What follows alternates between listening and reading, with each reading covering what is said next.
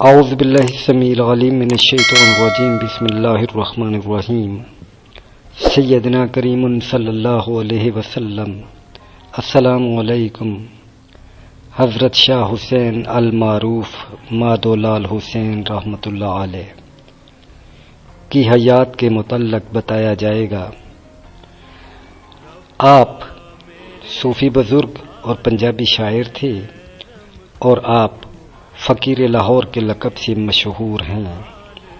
آپ 945 ہجری کو ٹکسالی دروازے لاہور میں پیدا ہوئے۔ آپ کے والد گرامی کا نام شیخ عثمان تھا جو کہ کپڑا بننے کا کام کرتے تھے۔ آپ کے دادا کا نام کلجس رائے ہندو تھا جو کہ فیروز شاہ تغلق کے دور میں دائرہ اسلام میں داخل ہوئے۔ شاہ حسین کا خاندان نام جو ہے وہ ڈاڈا حسین تھا۔ ڈاڈا پنجاب کے راجپوتوں کی ایک ذات ہے۔ آپ کی پیدائش کے وقت آپ کے والد شیخ عثمان ٹکسالی دروازے کے باہر راوی کے کنارے آباد ایک محلے میں رہائش پذیر تھے جو تل بھگ کے نام سے مشہور تھا۔ شاہ حسین ابھی بچپن میں ہی تھے کہ آپ کے والد آپ کو لے کر ٹکسالی گیٹ کی بڑی مسجد میں حافظ ابو بکر کے پاس آئے اور حفظ قرآن کے لیے ان کو یہاں چھوڑا۔ شاہ حسین نے 10 برس کی عمر تک 7 سپارے حفظ کر لیے۔ اسی دوران ایک صوفی درویش حضرت بہلول حافظ ابو بکر کی مسجد میں تشریف لائے۔ حضرت بہلول ضلع جھنگ کے قصبہ لالیاں کے قریب دریائے چناب کے کنارے ایک گاؤں بہلول کے رہنے والے تھے۔ انہوں نے حافظ ابو بکر سے شاہ حسین کے متعلق دریافت کیا۔ شاہ حسین رحمۃ اللہ علیہ حضرت بہلول کے روبرو پیش ہوئے تو حضرت بہلول نے شاہ حسین کو پیار کیا اور دریائے راوی سے وضو کے لیے پانی لانے کے لیے کہا۔ شاہ حسین فوراً دریا کے کنارے پانی لے کر واپس مڑے تو دریا کے کنارے ایک سبز پوش نورانی صورت بزرگ کو دیکھا جنہوں نے شاہ حسین کو فرمایا کہ بیٹا تھوڑا سا پانی میرے ہاتھ پر ڈال دو۔ شاہ حسین نے پانی بزرگ کے ہاتھ پر ڈال دیا۔ بزرگ نے وہ پانی شاہ حسین کے منہ میں ڈال دیا۔ پانی حلق سے اترنا تھا کہ شاہ حسین کی دنیا ہی بدل گئی۔ پھر سبز پوش بزرگ نے حضرت خضر کے نام سے اپنا تعارف کروایا اور ہدایت کی کہ پیر و مرشد کے پاس جاؤ اور میرا سلام پیش کرنا۔ شاہ حسین پانی لے کر حضرت بہلول کے پاس پہنچے اور تمام واقعہ گوشے گزار کیا۔ حضرت بہلول نے وضو کیا اور دربار بارگاہ خداوندی میں خصوصی دعا فرمائی۔ حضرت بہلول نے حافظ ابو بکر سے دریافت کیا کہ یہاں تراویح کی نماز کون کرواتا ہے؟ حضرت ابو بکر نے کہا کہ میں کرواتا ہوں۔ حضرت بہلول نے فرمایا کہ اس مرتبہ شاہ حسین تراویح کی نماز کی امامت کروائیں گے۔ شروع رمضان میں شاہ حسین نے امامت فرمائی۔ آپ کو 6 سپارے یاد تھے۔ جب وہ سنا چکے تو حضرت بہلول کی خدمت میں عرض کی، جی یا حضرت، جو قرآن مجھے یاد تھا وہ سنا چکا ہوں۔ جواب میں حضرت بہلول نے شاہ حسین کو درے راوی سے دوبارہ پانی لانے کے لیے کہا۔ حضرت بہلول نے اس پانی سے وضو کیا اور شاہ حسین کے حق میں دعا فرمائی۔ اس کے بعد انہوں نے 27 رمضان تک پورا قرآن کریم سنایا۔ سب لوگ حیران رہ گئے کہ اس بچے کو صرف کچھ پارے یاد تھے، مکمل قرآن پاک کیسے یاد ہو گیا۔ رمضان المبارک کے بعد حضرت بہلول شاہ حسین کو لے کر دربار حضرت داتا گنج بخش رحمۃ اللہ علیہ لے گئے اور فرمایا کہ بیٹا یہ تیرے بھی مرشد ہیں اور میرے بھی مرشد ہیں، اب تم ان کی خدمت میں حاضر رہنا۔ حضرت بہلول شاہ حسین کو داتا علی حجویری کے سپرد کرنے کے بعد اپنے گاؤں کی طرف روانہ ہو گئے۔ حضرت شاہ حسین نے عبادت و ریاضت کا ایسا لبادہ اوڑھ لیا کہ دنیا و ما فیہا کی خبر نہ رہی۔ ہر رات دریائے راوی میں کھڑے ہو کر قرآن کریم پڑھتے اور صبح دربار حضرت داتا گنج بخش علی حجویری پر حاضر ہو کر تلاوت کلام کریم میں مشغول رہتے۔ اولیاء کاملین کثیر تعداد میں ان کا یہ طرز عمل رہا ہے کہ وہ حضرت داتا گنج بخش علی حجویری کے در اقدس پر حاضری دیتے ہیں۔ انہی شخصیات میں لاہور کے مشہور و معروف روحانی ہستی اعلی حضرت پیر طریقت پیر قاری محمد عبداللطیف نوشاہی رحمۃ اللہ علیہ ہیں، جنہوں نے مسلسل 50 سال داتا گنج بخش علی حجویری کے در اقدس پر حاضری دی اور حج پر جانے سے پہلے جتنی جمعرات کا ناغہ ہونا تھا ہر جمعرات 2 مرتبہ حاضری دیتے رہے۔ شاہ حسین اس دور میں روزانہ روزہ بھی رکھتے۔ آپ انتہائی درویش صفت بزرگ تھے اور باکمال صوفی شاعر بھی ہیں۔ شاہ حسین نے عبادت و ریاضت کو زندگی کا اولین مقصد بنا لیا۔ 12 سال متواتر حضرت عثمان بن علی حجویری گنج بخش کے میزار پر حاضری دیتے رہے۔ شاہ حسین کو یہ انفرادیت حاصل ہے کہ ان کے مرشد کامل خود چل کر ان کے پاس آئے، ان کو روحانیت سے سرفراز فرمایا۔ اس وقت آپ کی عمر 36 برس تھی۔ شاہ حسین کا زمانہ مغلیہ سلطنت کے مرکزی علاقوں میں احیاء دین کی تحریکوں کا زمانہ تھا، جس کا رد عمل قادریہ مسلک کی صورت میں مروجہ صوفیانہ بغاوت کے علمدار کی حیثیت سے سامنے آیا۔ اس مسلک کی تشکیل میں بھکتی اثرات کے علاوہ وہ ملامتی مکاتب فکر بھی حصہ لیتے تھے، اور اس نظام فکر کا اولین اظہار شاہ حسین کی صوفیانہ بغاوت کی صورت میں ہوا۔ اس دوران شیخ سعد اللہ نامی ایک درویش لاہور آئے۔ شاہ حسین بھی اپنے خاندانی پس منظر و طبقاتی صورتحال اور شیخ بہلول کے اثرات کی بنا پر بغاوت کی جانب مائل تھے۔ بغاوت کو مجسم دیکھا تو گرویدہ ہو گئے، حقیقت اعلیٰ کا علم عطا کرنے کی التجا کی، تصوف کے رموز جاننا چاہے۔ بزرگ نے تفسیر مدارک اٹھائی اور درس دیتے ہوئے جب وَمَا الْحَيَاةُ الدُّنْيَا إِلَّا لَعِبٌ وَلَهْوٌ تک بات آئی تو کرامت کا ظہور ہوا اور شاہ حسین ایک ہیرا بن گئے۔ شاہ حسین نے منادی کی کہ دنیا کھیل تماشا ہے، برتری اور سنجیدگی کے قدم معیار لایعنی ہیں، نصب العین فریب ہیں، زندگی لمحاتی ہے۔ آپ ناچتے کودتے مسجد سے باہر نکلے اور تفسیر مدارک کی کتاب مدرسہ کے باہر واقع کنویں میں پھینک دی۔ شرح و ظاہر کو خیر بات کہا۔ آپ کے ساتھی طالب علم اس بات پر بہت ناراض ہوئے اور انہوں نے غصہ کا اظہار کیا۔ آپ نے فرمایا، میں اب اس کتاب سے گزرا، اگر تم لوگوں کو مطلوب ہو تو لو۔ یہ کہتے ہوئے پانی کی طرف مخاطب ہو کر کہا، اے پانی، ہمارے دوست کتاب کے پھینکنے پر خفا ہو گئے ہیں، ہماری کتاب واپس دے دے۔ قدرت الہی دیکھیے کہ کتاب کنویں سے باہر آ گئی اور اس کے اوراق بھی خشک تھے۔ آپ کے ساتھی یہ کرامت دیکھ کر بہت حیران ہوئے اور تمام شہر میں اس کا چرچا ہونے لگا۔ تاریخ دانوں نے لکھا ہے کہ مغلیہ حاکموں کی بہت سی بیگمات اور شہزادیاں شاہ حسین کو اپنا بزرگ مانتی تھیں، مگر شاہ حسین شاہی خانوادے کے اس التفات سے بے نیاز تھے اور اپنے ڈھنگ کی زندگی بسر کرتے تھے۔ لاہور میں مخدوم الملک قاضی القضاء تھے۔ اس نے ارادہ کیا کہ شاہ حسین کو تعزیر کرے۔ ایک دن شاہ حسین نے اس کے گھوڑے کو پکڑ کر کھڑا کر لیا اور کہا کہ قاضی صاحب، ارکان اسلام کتنے ہیں؟ قاضی نے کہا کہ 5 یعنی توحید، حج، زکوٰۃ، نماز اور روزہ۔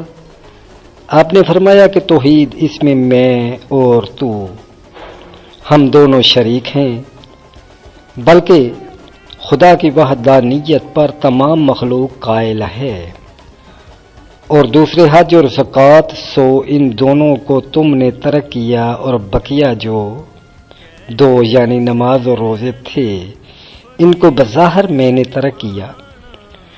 پس اس کا کیا باعث ہے کہ بظاہر 2 ارکان اسلام کے ترک کرنے میں شاہ حسین لائق تعزیر ہو اور آپ محفوظ رہیں؟ یہ سن کر قاضی خاموش ہوئے، اور اس کے دل میں کچھ ایسی تاثیر ہوئی کہ اس کے بعد کبھی بھی وہ شاہ حسین کے لیے باعث تکلیف نہ بنا۔ ایک دن اکبر بادشاہ کے حکم کے مطابق دلہ بھٹی کو گرفتار کر کے لاہور لایا گیا۔ حکم شاہی تھا کہ دلہ بھٹی کو پھانسی دی جائے۔ دلہ بھٹی نے شہنشاہ اکبر کے خلاف بغاوت کی ہوئی تھی۔ ملک علی کوتوال دلہ بھٹی کو پھانسی دینے کے واسطے آیا ہوا تھا۔ شاہ حسین بھی وہاں آ پہنچے اور دلہ بھٹی کو دیکھنے لگے۔ لوگ شاہ حسین کے گرد جمع ہوئے تو شاہ حسین نے لوگوں سے کہا کہ دلہ بھٹی پنجاب کا غیرت مند بیٹا ہے۔ پنجاب کا کوئی غیرت مند بیٹا کبھی پنجاب کی سرزمین کو فروخت نہیں کرے گا۔ اور پھر شعر کہا کہ کہے حسین فقیر سائیں دا، تخت نہ مل دے منگے۔ لوگوں نے کوتوال کو خبر دی کہ شاہ حسین کیا کہہ رہے ہیں۔ کوتوال ملک علی نے اسی وقت آپ کو گرفتار کیا۔ بحکم ملک علی شاہ حسین کے پاؤں میں زنجیر ڈالی گئی۔ قدرت الہی سے وہ زنجیر اسی وقت ٹوٹ گئی، پھر پہنائی، پھر ٹوٹ گئی۔ وہ حیران ہوا۔ شاہ حسین نے اسے کہا کہ مجھ کو چھوڑ دے۔ اس نے کہا کہ تو جادوگر ہے، میں تجھے اب ایسی میخ ماروں گا کہ جاں بر نہ ہوگا۔ شاہ حسین نے کہا کہ اس سے پہلے کہ تم مجھے میخ مارو، تم کو میخ لگے گی۔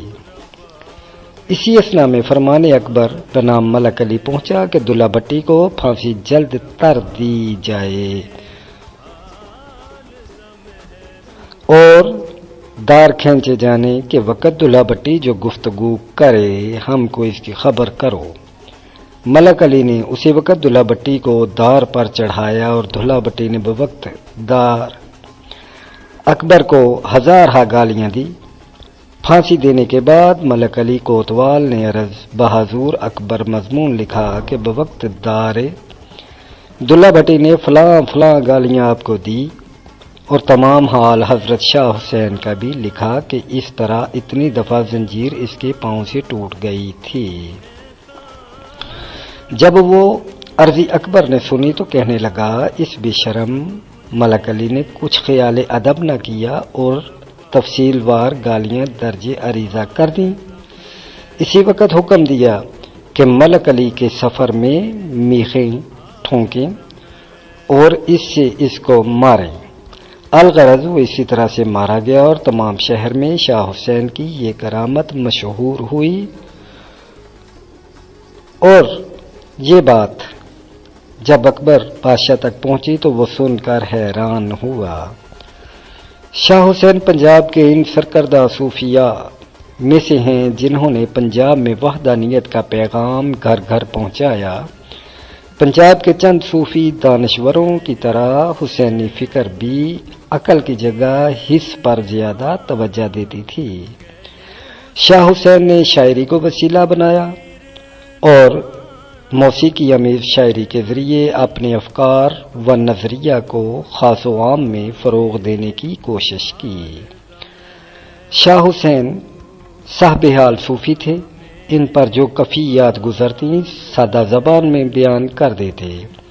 قوت مشاہدہ کی بدولت ان کی شاعری کے سادہ الفاظ میں گہرے معنی پائے جانے لگے اور ان کی قافیوں میں استعمال کیے گئے عام الفاظ علامتوں کا روپ دھارنے لگے۔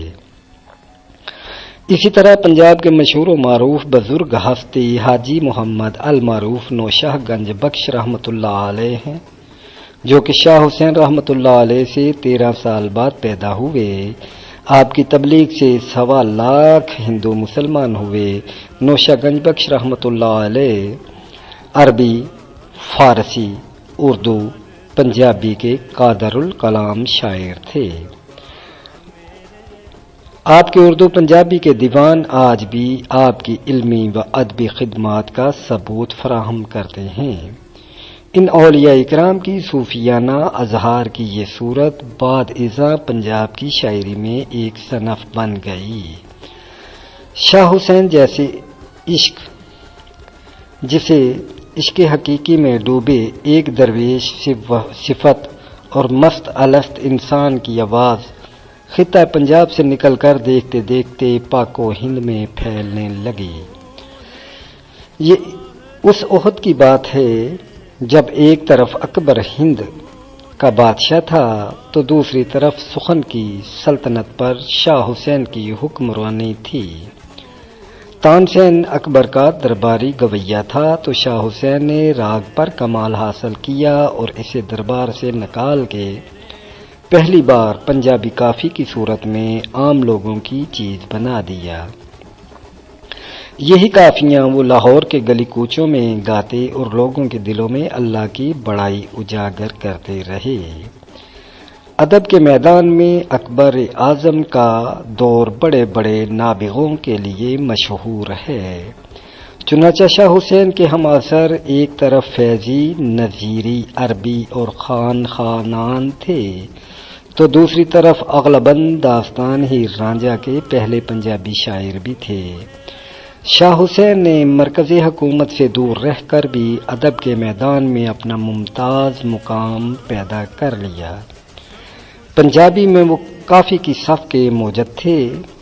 اپنے پیشے بافندگی کے روزمرہ کے استعمال کی اشیاء و آلات کو مثلاً چرخہ، سوت، تانا، بانا وغیرہ کو صوفیانہ اور روحانی معنی پہنائے۔ ان کے بعد یہ پنجابی کے مستعمل الفاظ بن گئے۔ پنجابی کو ایسے مصرے، تشبیہات اور موضوعات دیے کہ ان کے بعد آنے والوں نے یا تو ان کو اپنی طرف منسوب کر لیا یا ان پر طبع آزمائی کی، مثلا رانجھا کر دی نی میں آپے رانجھا ہوئی۔ شاہ حسین نے اپنے کلام اور فکر و فن کے ذریعے لوگوں کے دلوں پر حکومت کی۔ شاہ حسین نے پنجابی ادب کو قافی کی صنف سے روشناس کرایا۔ ان کو کلاسیکل دور کا دوسرا بڑا شاعر کہا جاتا ہے۔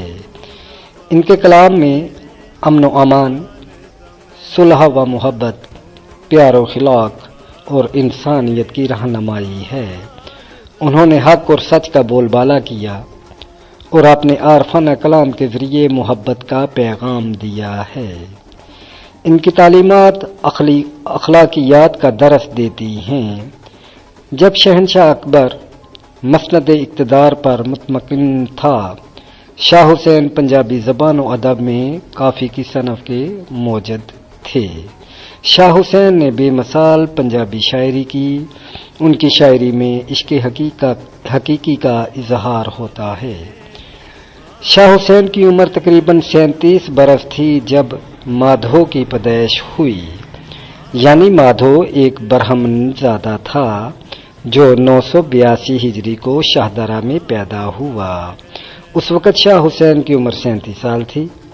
جب شاہ حسین رحمۃ اللہ علیہ کی عمر 50 سال کے لگ بھگ تھی، اس وقت اچانک شاہ حسین کی ملاقات مادھو سے ہوئی۔ اس وقت مادھو کی عمر تقریباً 13 سال تھی۔ جب آپ نے دیکھا کہ اتنا خوبصورت، حسین و جمیل بچہ اور برہمن زادہ ہے، اگر یہ بچہ اسلام قبول کر لے تو جہنم کی آگ سے بچ جائے گا، اس کو اور اہل خانہ کو اسلام کی دعوت دیتے رہے۔ مادھو کے گھر والوں کو شاہ حسین کی دعوت حق مسلسل پریشانیوں میں مبتلا کیے ہوئے تھی اور انہوں نے مادھو کا گھر سے نکلنا بند کر دیا۔ پھر تو شاہ حسین کا یہ معمول ہوا کہ روزانہ اس کے گھر کے چکر لگایا کرتے اور اس دوران مخفی جو باتیں اس کے گھر والے مادو سے اسلام کے خلاف کرتے تھے، شاہ حسین علل اعلان وہ باتیں باہر بیان فرماتے۔ کچھ عرصہ بعد مادو اپنا گھر بھار چھوڑ کر دامنے شاہ حسین سے پیوستہ ہو گیا اور دائرہ اسلام میں داخل ہو گیا۔ شاہ حسین نے آپ کا اسلامی نام محبوب الحق کر رکھا۔ شاہ حسین کی نظر کرم کی بدولت مادو محبوب الحق جلد ہی تصوف کے ذریعہ تصوف کے درجہ کمال کو پہنچے۔ شاہ حسین کے حکم پر انہوں نے 13 سال مغل فوج میں ملازمت بھی اختیار کی تھی۔ یہاں بھی بات ہوتی ہے کہ صد افسوس ایسے فلسفہ نگاروں پر جنہوں نے مادھو محبوب الحق اور شاہ حسین کی زندگی کو عشقیہ کہانی کا روپ دیا۔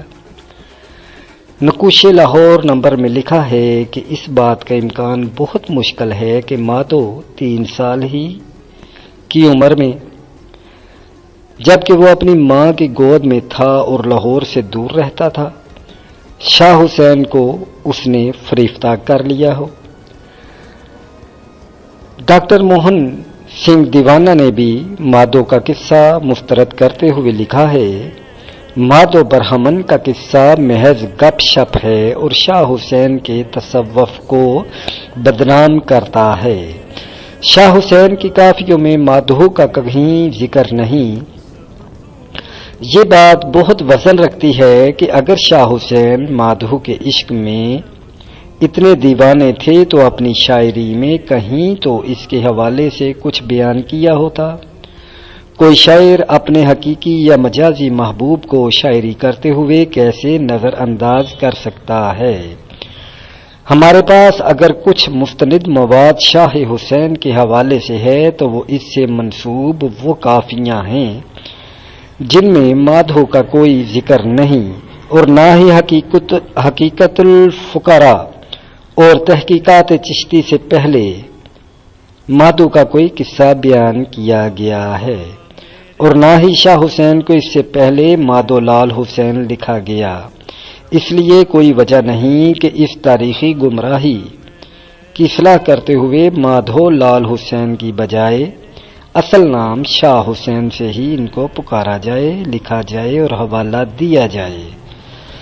شاہ حسین رحمۃ اللہ علیہ کے بارے میں میاں ظفر مقبول نے ایک جگہ لکھا ہے، شاہ حسین کا تصوف اصل میں مستی کا تصوف تھا، جو کہ ذکر خفی اور تصور کی منزلوں سے بہت آگے کی بات ہے۔ تاہم ان کے تصوف میں اخلاق، فلسفہ، خیال، روحانیت اور اس کے جملہ عناصر کے اسرار و رموز سبھی کچھ موجود ہیں۔